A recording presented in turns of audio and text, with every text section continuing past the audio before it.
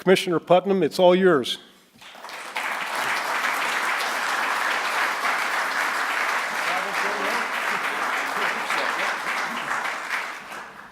Well, thank you, Mr. Speaker. It's a pleasure to be here, and my schedule says that this is the last thing y'all have to do today. So I'm impressed that you're here. I appreciate you sticking it out and allowing me to share some of my vision for the future of Florida with you, and I hope you have a productive afternoon now that I know that all of you won't be in here and you'll be available to take phone calls. It's always enjoyable to be in front of AIF and our business leaders, because you're fearless in charting a course for what's right for Florida. Not just a Band-Aid, not just a quick fix, but really the long-term view of what is good for Florida. Tom referenced the fact that I'm a fifth-generation Floridian. I'm proud of that, but it doesn't make me a better Floridian. My wife wasn't born here. She's an Air Force brat. She grew up all over the world. I like to say that she saw the world and she picked Bartow. And who wouldn't? I mean, really, it's the center of the universe. But she often reminds me that the things that we often take for granted as people who get to enjoy Florida every day, get to grow up in the shadow of world-class attractions, are never more than an hour and a half from a world-class beach, have fantastic agriculture, tourism. It's the kind of state that everyone wants to find a way to get here, whether it's for a few days or for the rest of their life. Those things, if you grow up with it, you tend to take it for granted. But she reminds me all the time of just how unusual that is. I mean, as somebody she lived in Moscow in the early 80s in the height of the Cold War and saw what, deprivation really was. They'd have to send somebody from the embassy once a week to Finland to get milk to bring back to all the military attachés that were stationed there. I mean, it's important that we remind ourselves just how fortunate we are. So as a fifth-generation Floridian who's seen a lot of change in our state, I'm proud of the fact that people save all year to bring their families here. This is what they dream about for a vacation. I love that. I love the fact that they know that the memories that they'll make with their kids are so powerful that those children will bring their kids back to Florida a generation later to try to recreate that same set of experiences. I mean, that just makes the hair stand up on the back of your neck to think about that, to think that a majority of Make-A-Wish requests for really sick children who are tougher than any of us in this room, a majority of their requests to that organization are to come to Florida. That's our state. We're the state that not only people dream about and save up all year to come for a few days, but they dream about for decades and save up for a lifetime to find their way here at some point in their life. Maybe it's when the last child's college tuition's paid. Maybe it's when somebody comes along and wants to buy their business, or they've had their fill of winters, or they've had their fill of high taxes. They want to come to Florida. They want to play golf in Florida. They want to be on our beaches. They want to swim in our springs. They want to be a part of our business community. They want to be a part of our arts and culture. They want to be able to wear flip-flops in January. And they don't want the government to confiscate 2/3 of what they make. That's a great Florida model. What's the biggest threat to a model like that? Complacency. Just the idea that we would take it for granted that everybody will always want to be here. Take that tourist population. Millennials, they're disconnected from that type of loyalty of where their parents went. They'll go wherever the cheapest airfare deal is on Thursday for them to leave on Friday for a long weekend. We can't take for granted that they will always want to come to Florida. There's other places, other affordable places in the world where retirees can go. We can't be complacent about competing for that business. And most of all, while I'm proud of the fact that we're the place that people want to vacation and we're the place that people want to retire to, most of all, I want Florida to be more than the prize for a life well lived someplace else. I want Florida to be the launch pad for the American dream. so that Florida is the place where people say, I want to raise my kids in that state. I don't just want to visit for a week. I want my children to grow up in that state. And I want to start my business in that state and grow that business in Florida. I want politicians in some other state to say, why are we losing our brightest and our best to the state of Florida? The way that years ago, our university graduates were moving away to Atlanta and Charlotte and Austin and Boston and New York and other places because they didn't see Florida as being part of their gateway to the career that was going to give them the satisfaction they wanted. That will stop. We will have a vision for Florida that builds out our economy, agriculture, tourism, construction, but also manufacturing, logistics, healthcare, innovation, IT, aviation, aerospace, marine. When you look at the opportunities that are out there for our state, they're boundless.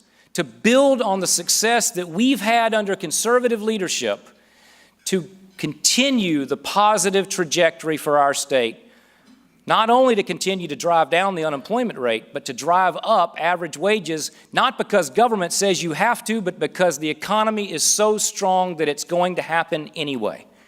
Our brightest days are in front of us in terms of diversifying this economy if we get certain basic building blocks right, starting with education.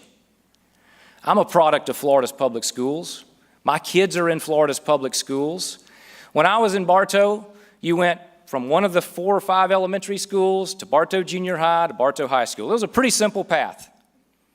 Today, in a town that really hadn't grown that much in 25 years and on a physical campus that really hasn't changed all that much, the opportunities are limitless. If you wanted to take a foreign language in the early 90s, late 80s, you could take Spanish, maybe French. Now, with virtual school, with dual enrollment, with a whole host of options, we can customize learning for our kids. Children can graduate from Florida's public schools with an AA already under their belt. Imagine what a difference that makes for a family to have a high school senior entering college with half of college already out of the way and paid for. That's a remarkable shift because of the reforms that we've made. Imagine being a newcomer to Florida and wondering which schools are better. In the past, you would have guessed. You would have made certain assumptions. Which one looks nicer? Which one's newer? Which one has cleaner paint? Which one seems to be in a nicer neighborhood? Now you can objectively know which school is providing your child the greatest opportunity to succeed because we grade and we measure. When I drop off my daughter at middle school, there are now yard signs, like a political yard sign, recruiting parents to different high schools at the end of that 8th grade year. Is your child interested in the performing arts? Apply today for this magnet high school, public magnet high school. Is your child interested in law enforcement or the military? Apply today for the Summerlin Academy, a West Point style environment, public magnet. Is your child interested in accelerated academics? Apply today, International Baccalaureate. That never happened until we made the necessary changes to customize learning, not just for a family, but for each of your kids, because all your kids are different. That's remarkable. When I was in school, the only people who got recruited were quarterbacks and pitchers. Now we're actually recruiting based on academics. What a remarkable shift. Education is key. And here's the second piece of the puzzle. Everyone in this room struggles to find qualified employees for high-skilled jobs. We talk about producing graduates who are college and career ready, but we're only serious about producing graduates who are college ready.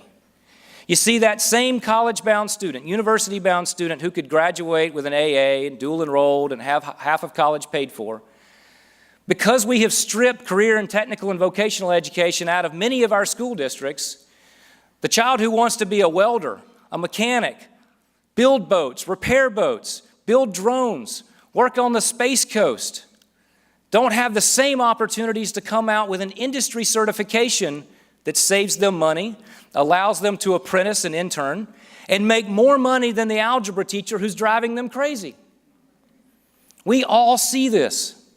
Every month, the cabinet reviews the job vacancies in Florida. And every month for 7 years, the number one vacancy has been in nursing. Now, the nursing slots that will be filled are not coming out of UCF, USF, FSU, and UF, or any of our other universities. The bulk of those positions will be filled by a 32-year-old mom balancing 2 kids and 2 jobs who's trying to get that final couple of credits for a nursing degree to move up the economic ladder and needs that education to be close by, affordable, and accessible. We can't poke state colleges and community colleges in the eye and expect to produce a workforce of the future. 2/3 of Floridians do not have a university degree, and that's okay if we don't ignore what's going on in community colleges and state colleges that have triple the enrollment of our university system. That's where your employees are going to come from. That's how we're going to rebuild the middle class. That's how we're going to diversify Florida's economy. So before we pressure kids into student loan debt for a degree they don't want and can't use, we ought to at least educate them starting in middle school about all that they could earn in any number of the positions that you are struggling to fill as we speak. Because many of those positions pay better than the barista with a liberal arts degree who's serving them their coffee in the morning. That is a key to truly diversifying our economy and rebuilding the middle class. And we've got to be serious about that. Reintroducing career and technical education into the middle schools, into the high schools, letting them know what they could earn in these dozens of professions. STEM is all the rage. Of the 30 job classifications with the highest vacancy rate, 1/3 of them are STEM. STEM's critically important. If we're going to stay on the cutting edge, it's vitally important. But don't leave behind the 2/3 who want to drive trucks, be in retail, repair your boat, build the next outboard that you're going to drool over with your wife and persuade her that you really do have to have it. The state that's the fishing capital of the world ought to build more boats here in Florida. The state that put a man on the moon ought to be a leader in innovation, in healthcare, and IT, and aerospace for the next giant leap for mankind. The state that's trained millions of our soldiers and sailors and airmen. Think of all the veterans whose first introduction to Florida is through the military. The state that trains all of them ought to be able to retrain our citizens to compete in this economy and win. And complacency won't allow us to beat Georgia and Alabama every single day for opportunities like building the next generation of Coast Guard cutters in Panama City, refurbishing all the narrow-bodied commercial airliners in Lake City, bringing in GKN Aerospace to Bay County. You could hit a baseball, you could hit a fungo bat into another state from many of these locations. So the idea that we're not competing with other states every single day is false. And we can't take Florida's competitive position for granted, ever. We can't take for granted that we're going to go another year without a big hurricane. Think of how many Floridians have moved into Florida since Charlie, Francis, Ivan, and Jean were first name friends and enemies of Florida. 3 of those came across the middle of our state, came across the eyes of 3 of those storms, came across Bartow. How many people have moved to Florida since 2004 or 2005 who wouldn't believe you if you told them that hurricanes can retain their strength in the middle of the state? We came within 40 miles of bankrupting the state last year with a storm that ran up the East Coast. Complacency means that you ignore the challenges in our flood insurance program. Complacency means that you let up on the gas of continuing to try to encourage a private marketplace to take policies out of citizens and strengthen the private marketplace in our state. Not being complacent means that we continue to drive innovation, continue to encourage the private enterprise system to come into Florida, continue to roll out the welcome mat for new entrants so that we never get caught on this, the 25th anniversary of Hurricane Andrew this week. We never get caught again unprepared for whatever storm Mother Nature may throw at us. Infrastructure has to be a part of what we do as Floridians. Water is our golden goose. You can't have agriculture, you can't have tourism, you won't support 1,000 new people a day if we don't have the water to sustain that population. And so when we talk about infrastructure, it's not just roads, it's not just bridges, it's not just ultimate I-4. It's technology infrastructure. It's water infrastructure, converting failed septic systems onto central sewer like we're doing in the Keys to protect Florida Bay and protect our reefs and protecting a world-class diving and fishing mecca for people to come in. It means taking care of our springs that if we didn't have the Everglades would be what Florida is most famous for in terms of a crown jewel of natural resources. Education, workforce development, really being serious about putting career and technical and vocational education back into our schools to produce a workforce of the future, to produce the entrepreneurs of the future. I remember at my high school graduation, the speaker said, now I was kind of sitting in the middle of the pack, they had all the honor roll kids on the front row, but the speaker said, I want all you honor roll kids on the front row to turn around and look in the back and be real nice to the kids in the middle because you're going to be working for them one day. If we're going to have the type of entrepreneurial society that we need to have to diversify beyond our three big pillars, we've got to produce the talent pipeline to fill those jobs. Because if the word gets out that we can't fill big positions in Bay County, in Columbia County, in Miami-Dade, then the other ones aren't going to take a second look at us.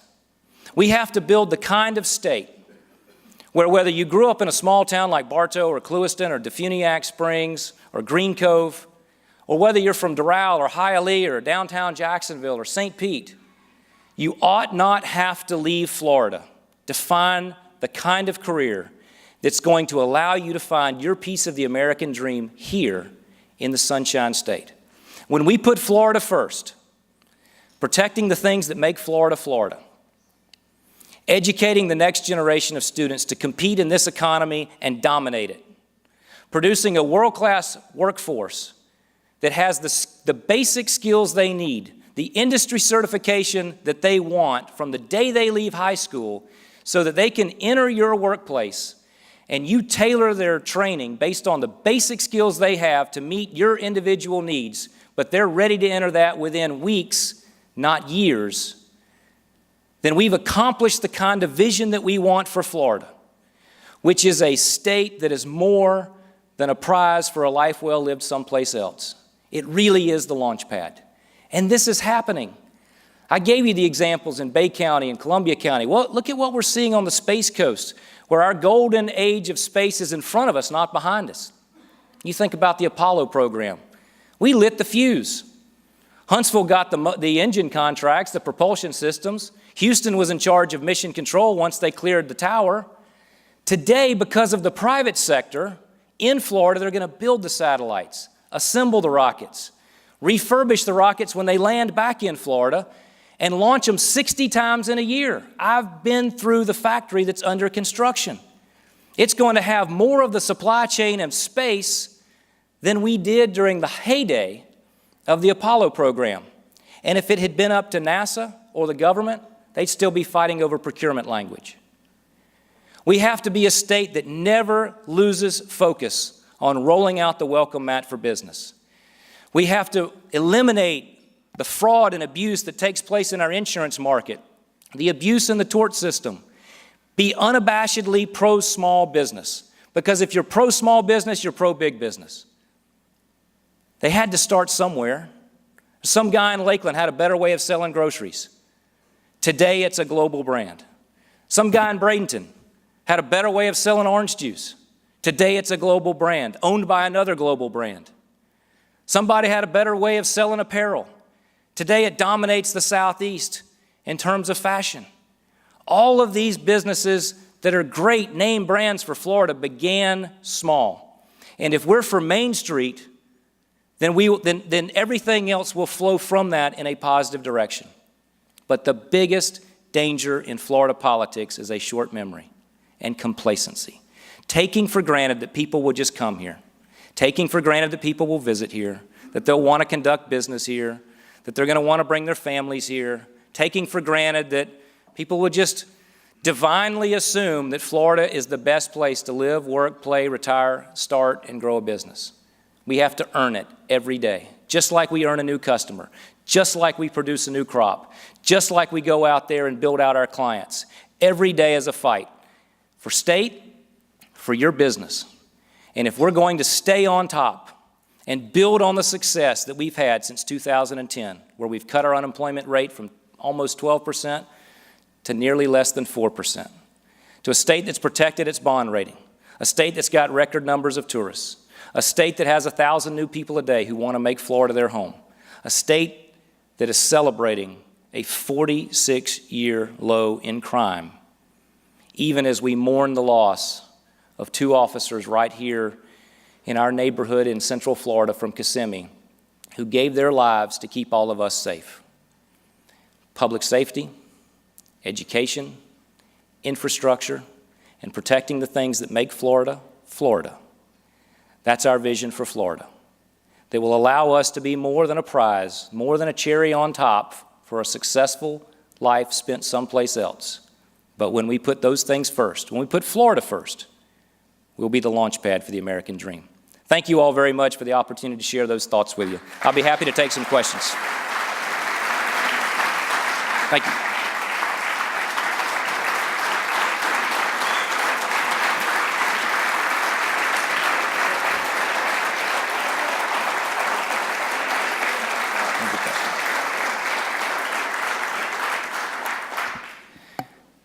Before you get to your free time, Tom had asked me to take a few questions if there are any, so I'll be happy to, and I assume that there's a mic roaming around, or I'm sure we can hear you.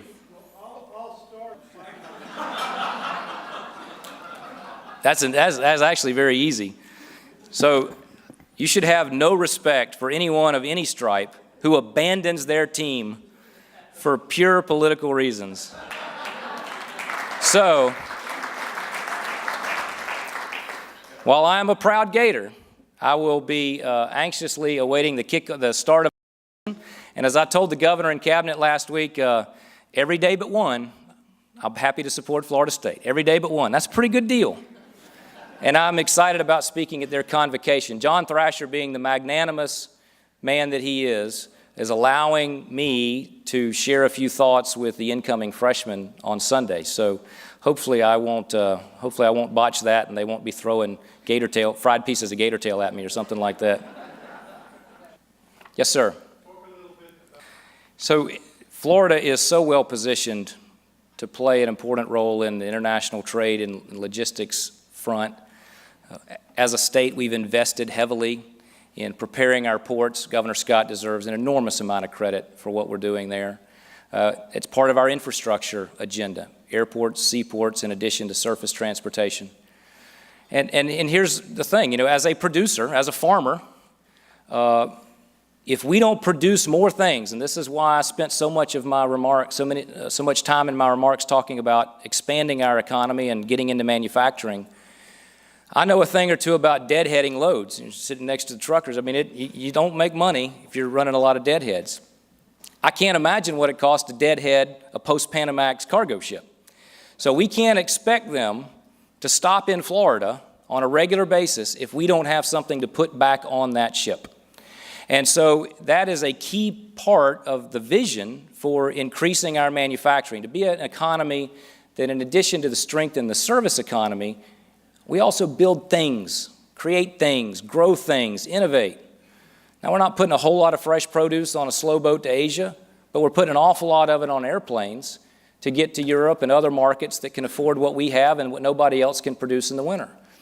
But when you look at the opportunities with GKN and with other manufacturing that's coming in aviation and aerospace up and down the East Coast from what we used to call the Space Coast all the way up to Jacksonville now, the movement of GE into the state and other major manufacturers, it's very exciting for us to leverage that into the international trade piece. So with the renegotiations that are taking place now, I think it's important that we modernize the trade agreements that we have to allow Florida to be more competitive, to sell more of what we grow here into international markets, to not suffer from illegal dumping without some type of recourse but also that we expand into manufacturing so that we do have things that can go on routine service to the Caribbean, who is a terrific trading partner for us, and on the bigger ships that have gotten all the glamour lately in terms of this post-Panamax world that we're living in. But you got to have the workforce. You got to have the workforce to build those things, the workforce to repair that ship, the workforce to load that ship and unload that ship. And so the job cluster that comes from trading activity in our airports and seaports is vital. Testing. Hello, yes, I'm Jamal Sal with Port Tampa Bay. I'm a Gator, but I will be cheering for the Seminoles in 2 weeks. So I have a question. So what's your vision for higher education and how that can help the Florida economy? So thank you for the question, Jamal, and go Gators. I camped out on workforce development because I feel like it's gotten short shrift. I told the Gainesville Chamber a few weeks ago that I said, you know, look, obviously I support higher ed, I support our university system, I want world-class universities, but people coming to Gainesville and telling them that they're pro-university is like being against crime, you know, I mean, it wasn't a real courageous stance. So I wanted to camp out on the piece that I think we haven't given enough attention to for the 2/3 of the population who don't have that university degree. We have to have a world-class university system. Everybody in it together. We're Seminoles, we're Gators, we're Bulls, we're Knights, we're Panthers, we're Owls. The system has to improve its reputation academically. Because when we build that cluster around the system, we will continue to attract the types of high-tech, high-wage jobs that spin out all of the other jobs that I want to fill with the graduates from the industry certification in those state and community colleges. And so having the drive toward preeminence is an important part of that. I have been very clear over the years, a state our size should have more than one member of the AAU. We should aspire to get a second one with a pathway for a third one within a reasonable period of time to put us on that map for research and development. We also have to continue to attract world-class faculty to the state throughout the system. And lift that. So your university system, by definition, to get to preeminence, limits access. I mean, it is preeminence, by definition, is elitist. To be the best, to have a stated goal of being the best, and the cream will rise to the top. The state college system, by definition, is about access. Come one, come all. We'll be flexible. It'll be affordable. It's close to home. We'll work around your shift. If you need to start class at 10 o'clock at night, we're going to design a program for you. And then the third piece being using technology. Using technology so that more people get more credits out of the way beforehand. But having that pathway, I think, toward an expansion of AAU membership, finishing our march toward preeminence, and then the second tier, which are on their way toward preeminence, is how we make the investment in higher ed so that you've got the balance, access, and excellence. Well, as you heard in my remarks, it is one of the ththings that is holding us back. I mean, we have systemized fraud in insurance.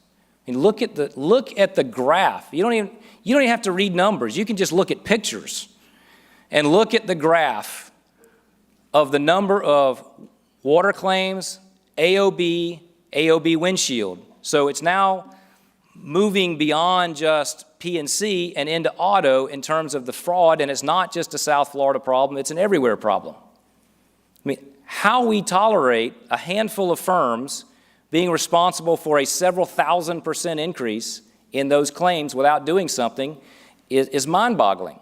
And I have, in public, in cabinet, directed Altmaier to do everything he can administratively, internally, procedurally. If we can't get it through the legislature, let's make it as hard to steal people's money as we possibly can through using every tool that OIR possibly has while we continue to build pressure to change it in the legislature. I mean, I was there for the first round of major tort reforms under Speaker Thrasher. Still have the scars.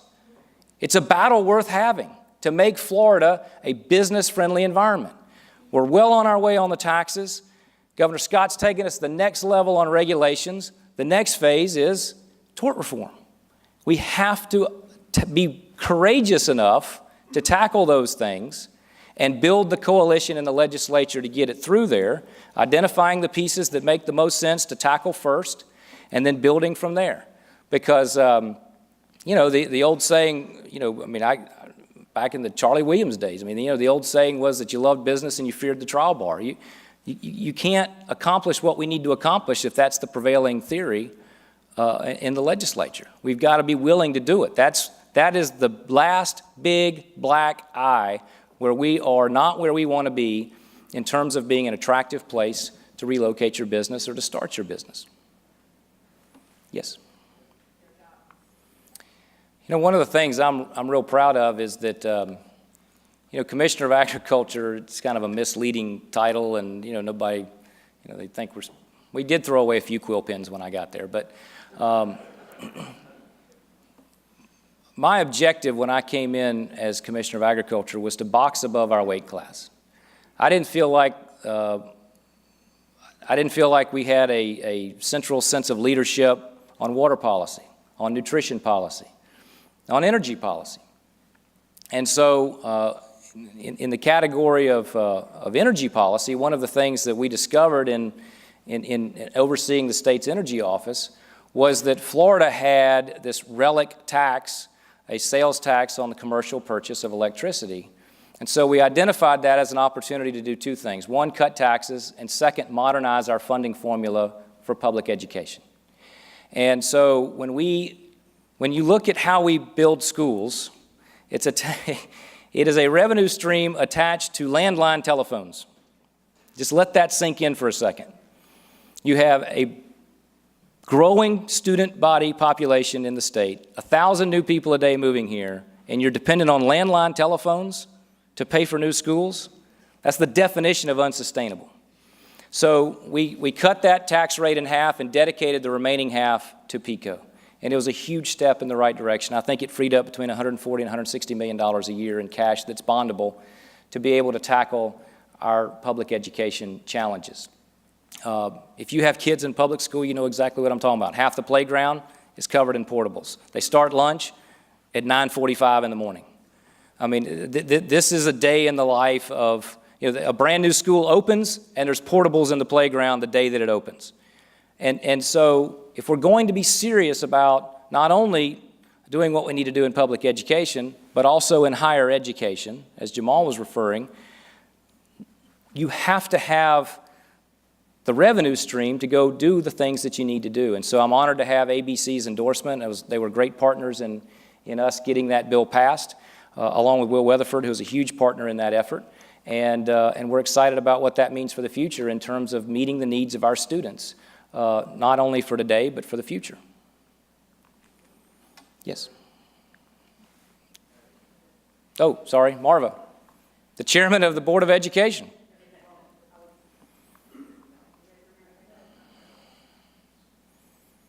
You were speaking earlier, and it intrigued me. You were talking about the fact that we are not really investing the same way we used to, or perhaps should, as it relates to technical careers and other options other than college, right? We're very focused on STEM, as we should be, but there are opportunities that maybe we're missing to service families and students who have other interests. College isn't for everyone, nor is it necessary. A lot of those STEM jobs that you're talking about, 30% of the jobs that are going unfilled or that have the priority in terms of staffing don't actually require four-year degrees. Correct. And in my role on the Constitution Revision Commission, I've sat down with students at some of our state colleges, and one of the interesting things one student said to me, and your comment ties to this, was, when my mother went to school 30 years ago, you could graduate with a high school diploma and get a job that could secure your future and you could live a middle-class life. That's not the option today. So if the objective is to fund you to be workforce ready, why aren't we paying for a little bit more higher education, or what can we do to help reduce the cost of higher education, whether it be a technical degree or a high school, a college degree? So I'm very interested to hear more of your thoughts on where you see those opportunities. So right now, there's a very clear bias in our school system that stigmatizes anything other than going to a university. I mean, starting early, they stigmatize work. They stigmatize anything other than doing whatever it takes to get into some university somewhere. And I believe that if you look at all of the progress we've made in creating a range of options for the university-bound student to have easier access and be able to arrive on campus with more credits under their belt, apply that same range of options and apply that same energy to the student who needs something more than what high school provides and something less than a four-year university degree. In culinary arts, if there's an academy in that high school that can produce a high school senior with a certified food manager, the basic entry-level industry certifications into culinary arts, and connect them with an employer in the summer where they get real-world experience in a restaurant or in a food service operation, why wouldn't we be doing that? This isn't a call to bring shop back to a 21st century school system.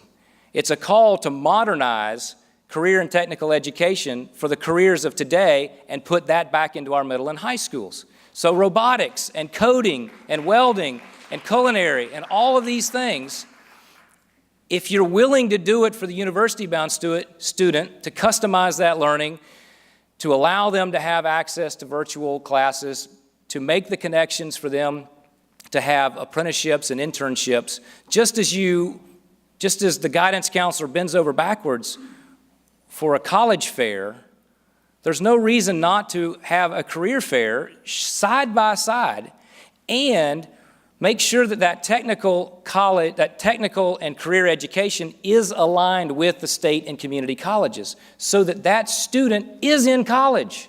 There's no stigma that you're just one step outside of jail, which is kind of the message that people are sending now, and that's unacceptable. If you align that industry certification through the local community and state college system, then you can accomplish those objectives where that student is maybe going to their traditional school for part of the day, going to community or state college for part of the day, and working part of the day, and will, before they're 20, be making more money than many of the individuals who chose to go the four-year university route. I don't believe government ought to pick and choose what majors people ought to take and all that kind of stuff, because we're terrible at deciding what the future is going to look like. But just don't limit all the options to a small segment of the student population and tell the rest of them that they're losers, and force them into student loan debt for a degree they may not finish, and if they do finish it, it may not allow them to get the job that somebody had promised them that it would, and it may be in a field of study that they didn't want. It just turned out to be the easiest way to finish their credits and get that piece of paper. That's the wrong set of incentives, and we need to realign our incentives in higher ed and in the middle and high school system, in the districts, with the workforce needs of today and tomorrow. Hey, Commissioner, thanks for being here. With school starting and the tragic events in Charlottesville last week, one of the things that you've talked publicly about is the importance to remember history in order to not repeat it. And so my question is, if I'm doing the math right, you've had the privilege to serve with 4 governors of Florida. And my question would be, of those 4 governors, can you give us one trait that you admire about each of them? Wow. Okay. Thanks, yeah, really. Everybody else is anxious to get out of here, and then you lay out like a 4-part question.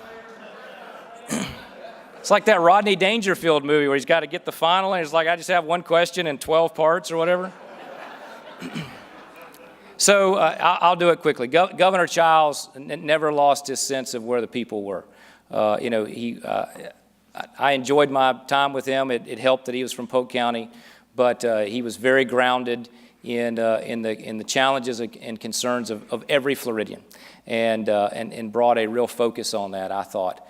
Governor Bush was a transformational governor. I mean, you think about what he accomplished, not just in one policy area, but across a lot of policy areas. He made every day, every session count. He always had an agenda. He always was on offense, and he was very successful in driving that agenda for change, and Florida's better off because of it. Charlie Crist was